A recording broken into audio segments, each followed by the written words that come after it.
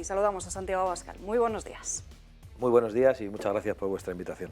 Bueno, el placer es nuestro. Bueno, estamos inmersos en las andaluzas. En unos días comienza esa campaña, pero permítame que comencemos por el plano nacional, porque estamos viendo a un Partido Popular bastante desnortado que no está actuando como líder de la oposición.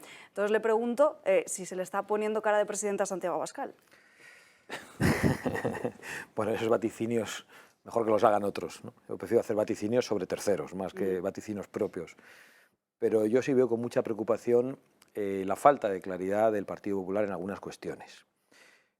Y lo veo con preocupación porque Vox por ahora está lejos de obtener una mayoría absoluta en solitario. Y somos conscientes de que nosotros tenemos que buscar un acuerdo, una interlocución con las fuerzas políticas que estén dispuestas a expulsar a Pedro Sánchez y al socialismo del poder. Al socialismo que ha pactado con el comunismo, con el separatismo y con el terrorismo. Es decir, no es cualquier socialismo. Y ante eso no hay medias tintas, no podemos aceptar componendas. Y el Partido Popular tiene dudas sobre con quién pactar. Permanentemente está dando balones de oxígeno al gobierno, ofreciéndole pactos que el gobierno desprecia, entre acusaciones brutales en el Congreso de los Diputados. Hemos escuchado a los socialistas decir que el Partido Popular es el partido más corrupto de la democracia. El Partido Popular tiene casos de corrupción muy graves, pero que el Partido Socialista se atreva a tirar la primera piedra es bastante sorprendente.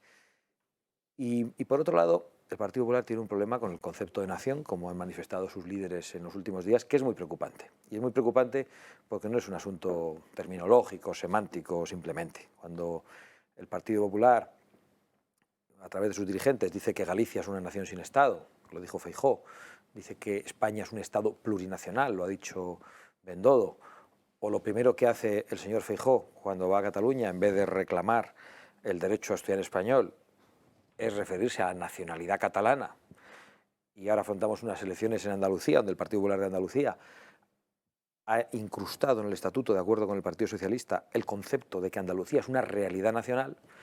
Pues algunos nos preocupamos muchísimo, porque entendemos que si no tienes clara la idea de nación, no tienes claro quiénes son los nacionales, no tienes claros cuáles son los derechos y libertades que tienes que defender, no tienes clara una idea de inmigración, de fronteras, y por lo tanto nosotros estamos preocupados porque queremos construir una alternativa frente al socialismo, y al Partido Popular lo vemos despistado. Esa es nuestra posición en relación con nuestros adversarios. Ya que menciona Cataluña, han pedido que se aplique el 155, ¿no? Es que lo que está ocurriendo en Cataluña es extraordinariamente grave. En el golpe de Estado del 17, que fue detenido por Su Majestad el Rey, por la sociedad española, por la sociedad catalana y por un puñado de jueces y fiscales valientes, que llevaron a rastras a un gobierno que, de acuerdo con Ciudadanos, que tenía intereses electorales inmediatos, y de acuerdo con el Partido Socialista, aplicaron un artículo 155 que era una estafa, un artículo 155 de broma, que desembocó en que unos pocos meses después del golpe se da de nuevo el poder al separatismo con unas elecciones. Nosotros siempre fuimos partidarios de la aplicación de un artículo 155 permanente hasta el restablecimiento de la legalidad en Cataluña y hasta que se asegurase que los derechos y las libertades de los ciudadanos iban a ser respetados. Desde entonces padecemos una Generalidad de Cataluña que está instalada en la rebeldía, que desobedece las leyes, que no acata las sentencias de los tribunales, y acabamos de conocer la noticia, una vez más, de que no van a aplicar el 25% de enseñanza en español que les obliga el tribunal. Y parece que no pasa nada. Si un ciudadano se niega a acatar una sentencia, ¿qué es lo que ocurre? Pues inmediatamente actúa la fuerza pública, que le detiene, pero la sentencia se ejecuta. Y aquí parece que no pasa nada.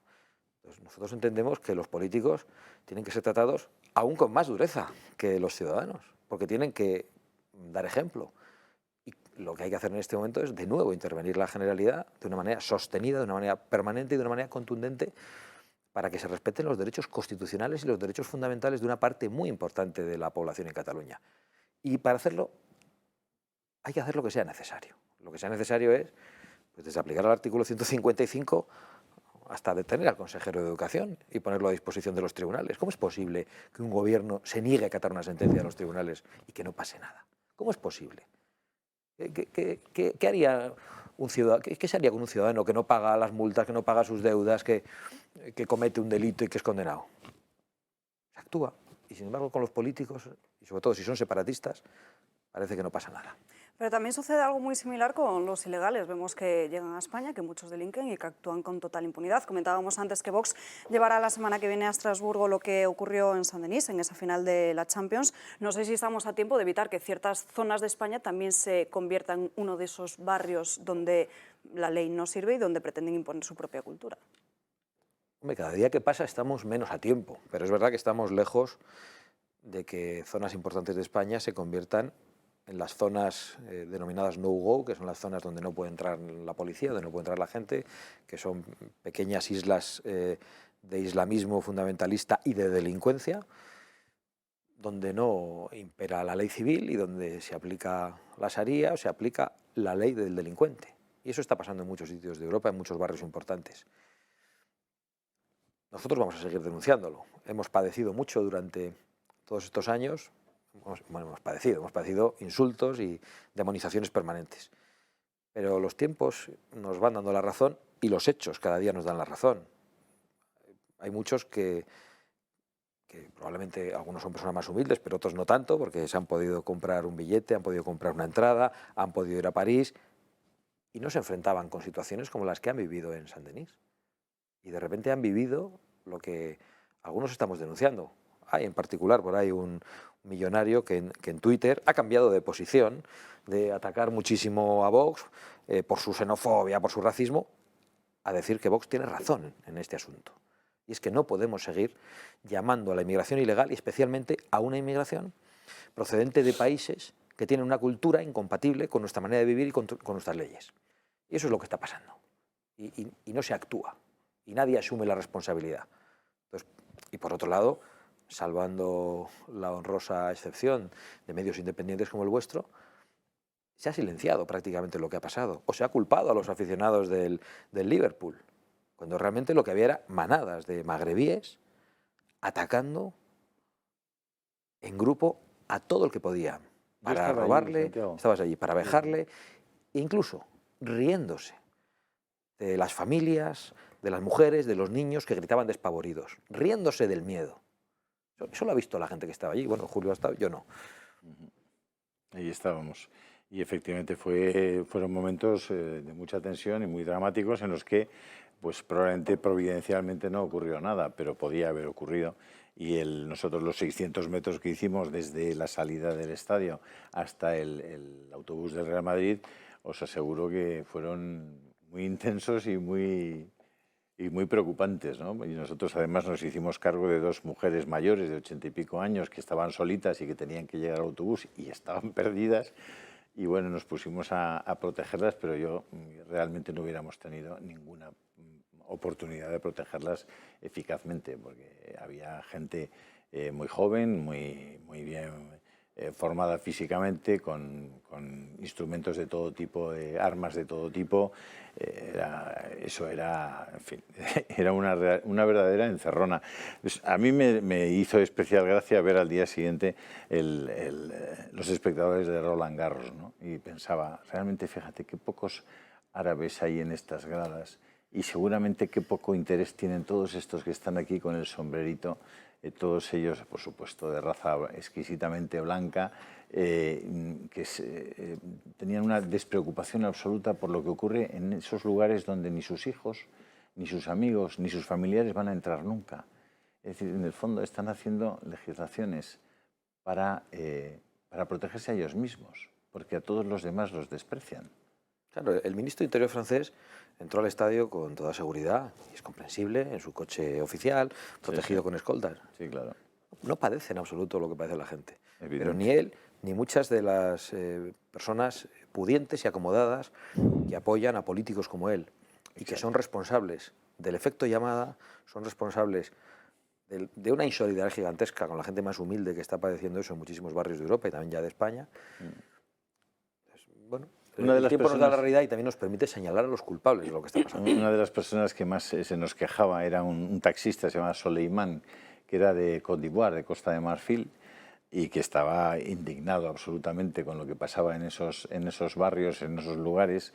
Él tiene 4 hijos, vive de su taxi, un tipo generoso, majo, respetuoso, bueno, tipo de Costa de Marfil, y que nos explicó, por cierto, muchas cosas de su país, etcétera. Pero te das cuenta que hay una inmigración fantástica, que hay muchos negros en Francia que vienen del África Central, que son tipos espléndidos, estupendos, que asumen la tal, que por supuesto no están en absoluto de acuerdo con esa falta de respeto a los derechos humanos y a los respetos de la gente. Es decir, que hay de todo, es decir, que uno no puede, obviamente, y Vox no lo hace, ¿no? No, porque es que no es una cuestión racial, Claro.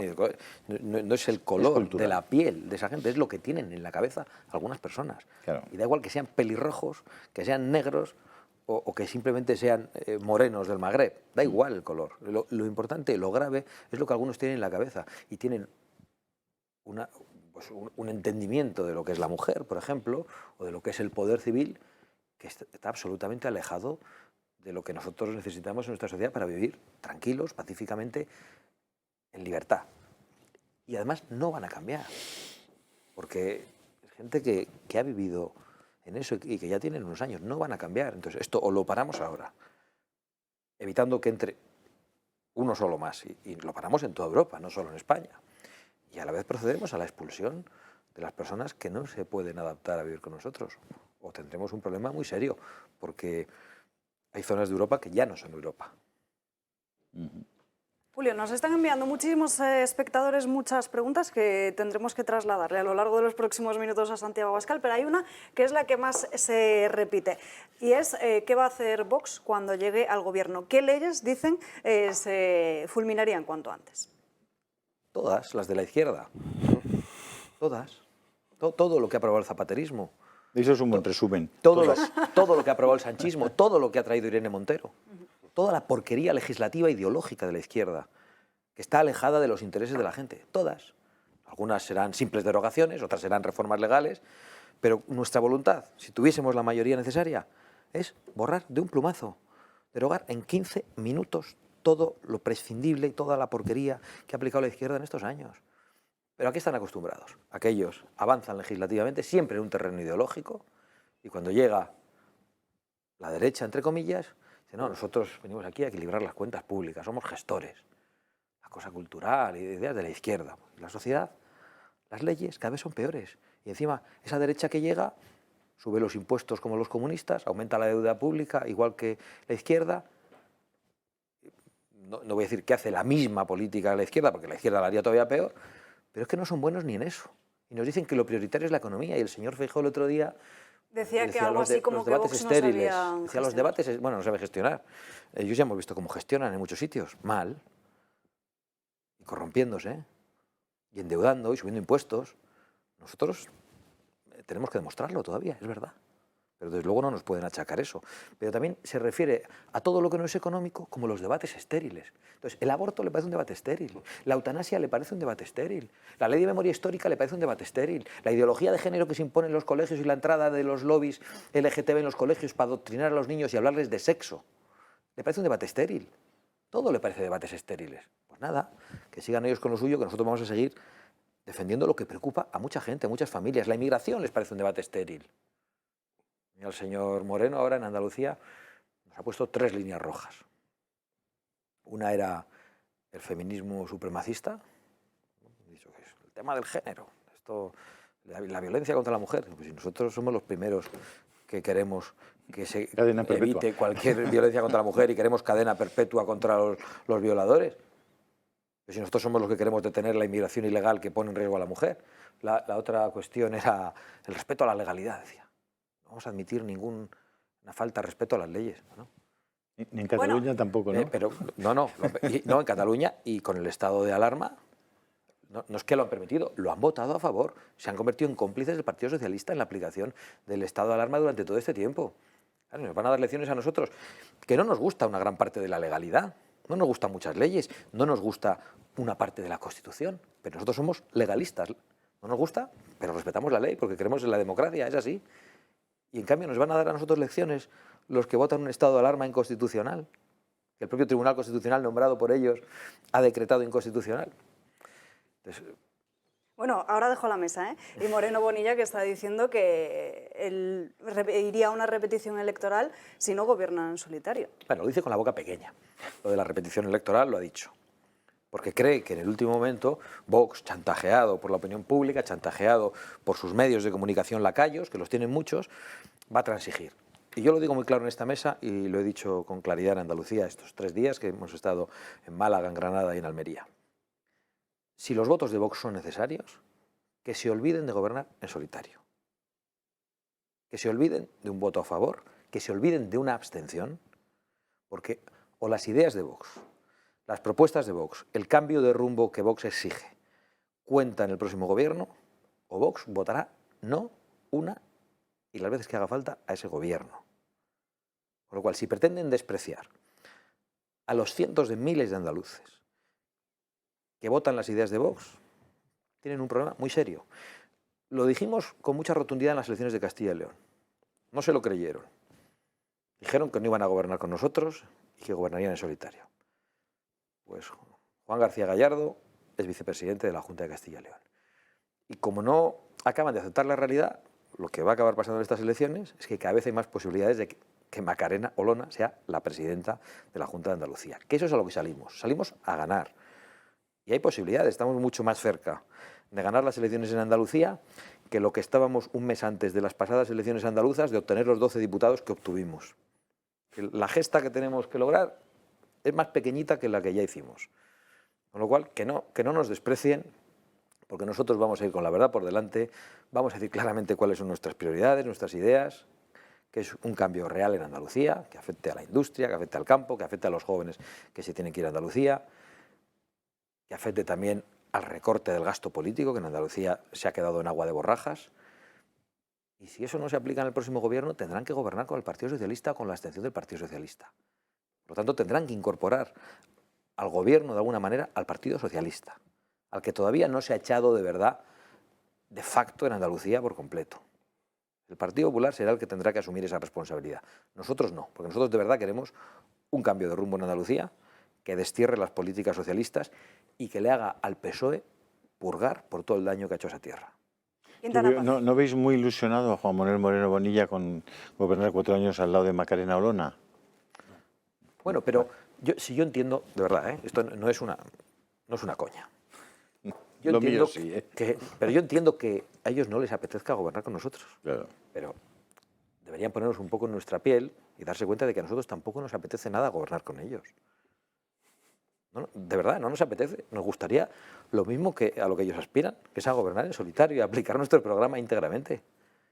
Pero creo que estamos en este momento los dos bastante lejos de alcanzar ese deseo. Pero la realidad hay que afrontarla y aceptarla. ¿Eres consciente de que la escenificación que va a hacer Feijóo con Moreno Bonilla va a ser lo más radical posible de distancia con Vox, porque ellos están pensando en las elecciones generales?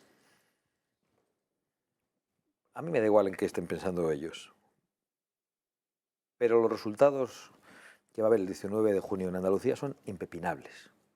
Entonces, si ellos quieren escenificar una distancia con aquellos que somos imprescindibles para una alternativa en España y para expulsar a Pedro Sánchez, que la escenifiquen, estarán diciendo a los españoles que ellos aspiran a un gobierno de coalición con el Partido Socialista. Y eso es lo que suena a los tambores de la gran coalición.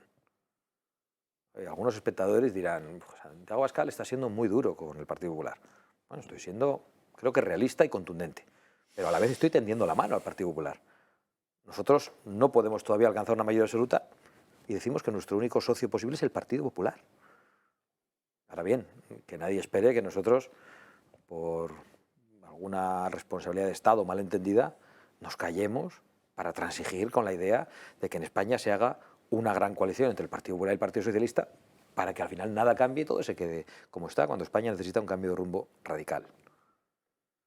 Quintana Paz. Sí, yo querría destacar un poco la paradoja, esta, no tan paradójica, pero en principio podría sonar paradójica, de que élites políticas que no se preocupan lo más mínimo de lo que están padeciendo la gente en barrios como Saint-Denis, donde ha sucedido el desmadre absoluto de este fin de semana, pero todos los otros barrios de Francia, del resto de Europa y de España, donde ocurren esas cosas día a día, día tras día, día tras día, las élites políticas que no se preocupan de eso, curiosamente cobran exhiben, piensan de sí mismas que tienen una cierta superioridad moral. O sea, no preocuparte de lo que están padeciendo tus compatriotas te hace superior porque te hace pues, más abierto, más cosmopolita, más generoso, no se sabe muy bien el qué.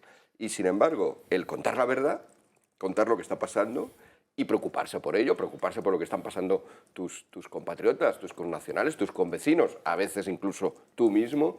Cuando te preocupas de ellos, sin embargo, te conviertes en una especie de apestado, de malvado, de persona que está fuera del consenso, de persona que quiere crispar, de persona que no entiende a los demás. Esta paradoja es muy extraña porque tradicionalmente se pensaba que quien cuenta la verdad, que es verdad que a veces las verdades son dificultosas de contar, pero quien cuenta la verdad es el loable moralmente, mientras que el que la tapa y se despreocupa de las verdades sangrantes, a veces literalmente, que están padeciendo los demás, sería el egoísta, ¿no? Entonces estamos viviendo como un mundo al revés. No sé cómo lo ve usted.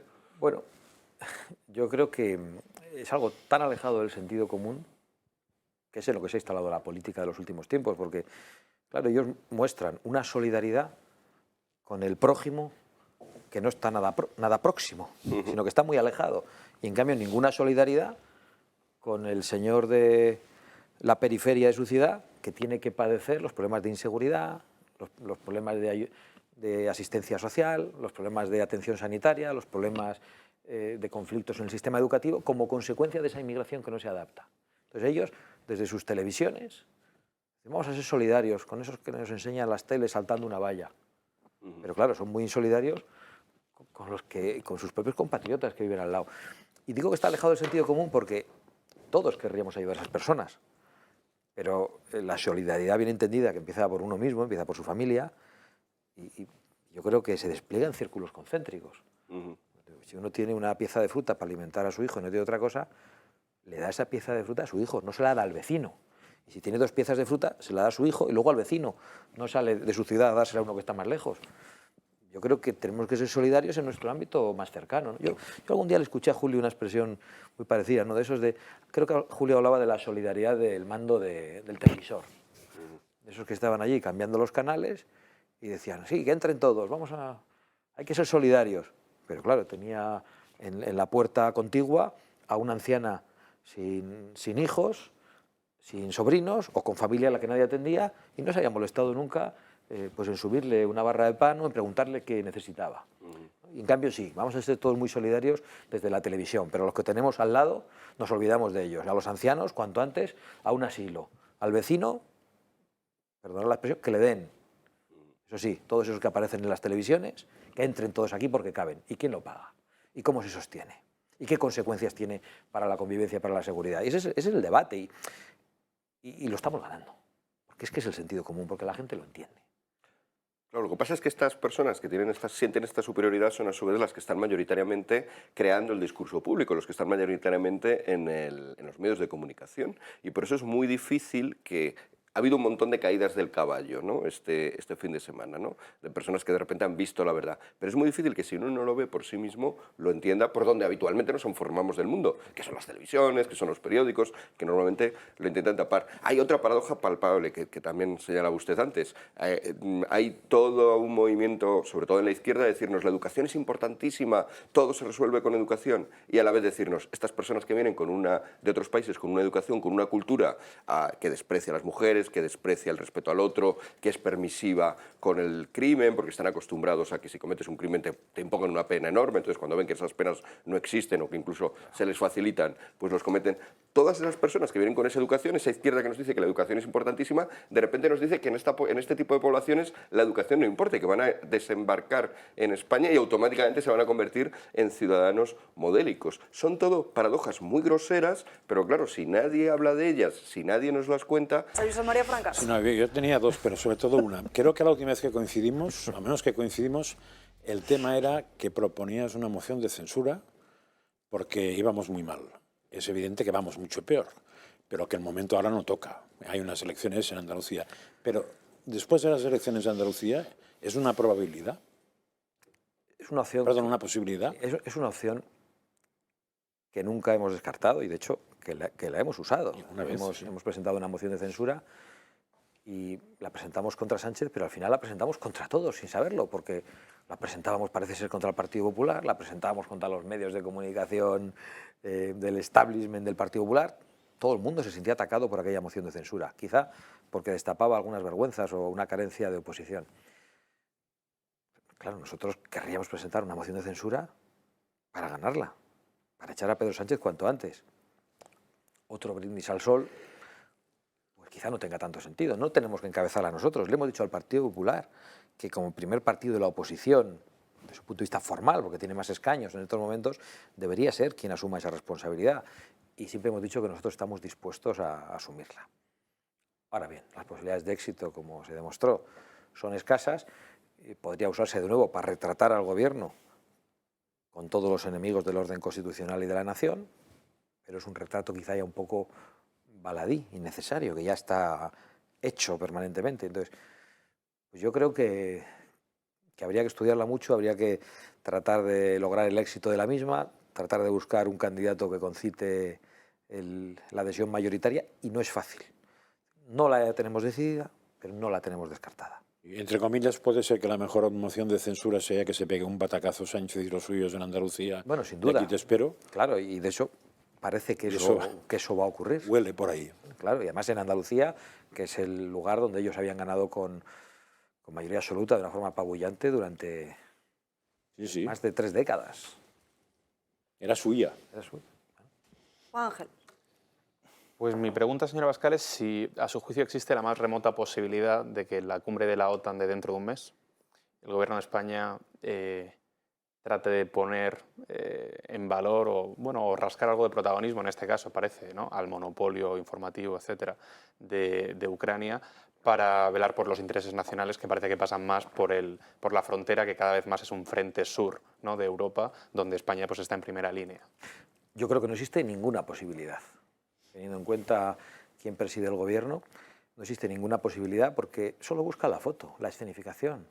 No quiere generar ningún malestar, no quiere dejarse ningún pelo en la gatera, no quiere esforzarse por el interés nacional. Si quisiese esforzarse por el interés nacional, estaría exigiendo la incorporación de Ceuta y Melilla al paraguas de la OTAN.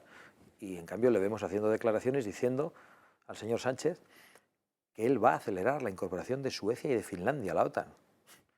O sea, no consigues que se incorpore Ceuta y Melilla, que ni lo intentas, y te estás colgando la medalla de la incorporación de Suecia y de Finlandia.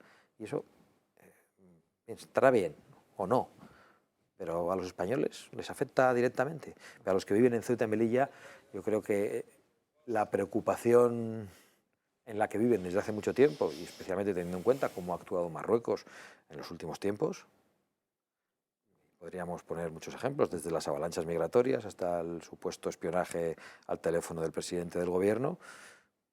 Yo creo que hace vivir en la inquietud a todos los españoles que viven en esos lugares, y la principal responsabilidad del gobierno es darles tranquilidad y darles protección. Y por lo tanto, la obligación del gobierno es pedir la incorporación de Ceuta y Melilla a la OTAN, pedir la protección efectiva de la OTAN para esos territorios. Eso sería lo único importante que puede sacar España de esta cumbre. Otra preocupación que nos trasladan nuestros espectadores sobre el campo, porque hace unas semanas hablábamos mucho de ello, sobre todo cuando estábamos en el escenario de campaña electoral a los comicios de Castilla y León, y nos dicen, ¿se salvará a los agricultores y ganaderos de tener que sacrificar sus cosechas y ganaderías?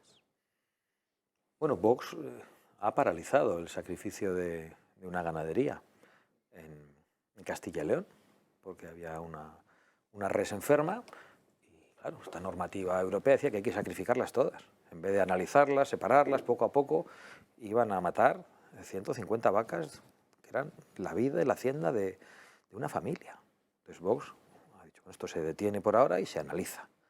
Entonces, es solo un ejemplo. Nosotros cuando gobernamos intentamos responder a los intereses de los españoles. ¿Cómo se va a defender el campo? Recuperando nuestra soberanía, permitiendo que nuestros agricultores puedan competir en condiciones de igualdad, sin padecer la competencia desleal de aquellos que producen sin ninguna exigencia fitosanitaria, sin respetar legislación laboral alguna, y que luego entran a competir al mercado nacional y al mercado europeo con aquellos que tienen todas las trabas burocráticas, todos los impuestos, todas las dificultades de una legislación laboral cada vez más complicada. Y por lo tanto, ese es el futuro o el hundimiento de la agricultura en España. Que exista un cambio de rumbo en esa materia. Y luego, cuando hablamos de recuperar la soberanía, ¿qué es esto de que tenemos que pedir permiso para plantar lo que necesitemos?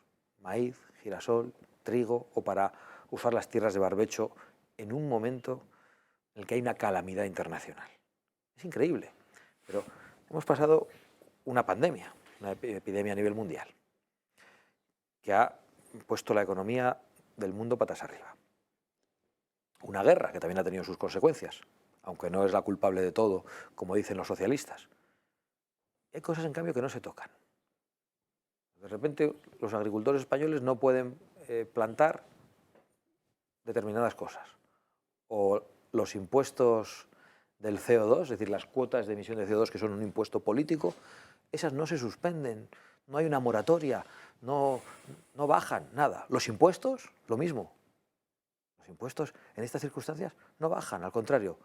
El Estado aprovecha la inflación para recaudar mucho más. Estamos ante unos políticos verdaderamente desaprensivos que no tienen en cuenta el sufrimiento de la gente y solo actúan para mantenerse más tiempo en el poder.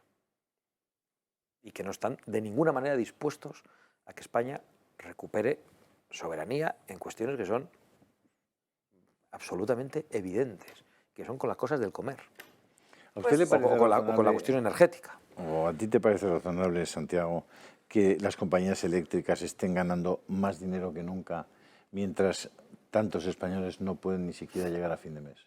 A mí no me parece razonable ni que las compañías ganen más dinero que nunca, ni que el gobierno ingrese más dinero que nunca. Claro, está claro que, y no me parece razonable que los políticos, todos salvo Vox hace un año, hayan votado en el Congreso una ley climática que impide a España explorar sus propios recursos naturales y que por lo tanto nos convierte en dependientes desde un punto de vista energético.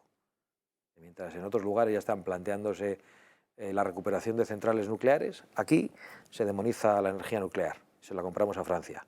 Mientras aquí volamos las térmicas, compramos energía sucia a Marruecos. Y así con todo. Y así con todo. Entonces no me parece razonable prácticamente nada de lo que está pasando. ¿Tú enviarías armas a Ucrania? Sí, nosotros lo hemos dicho con claridad, sí, sí. Aquí lo tenemos que dejar Toca el porque tema de la Santiago guerra, que me Abascal se parecía tiene que ir y estamos estirando así los minutos.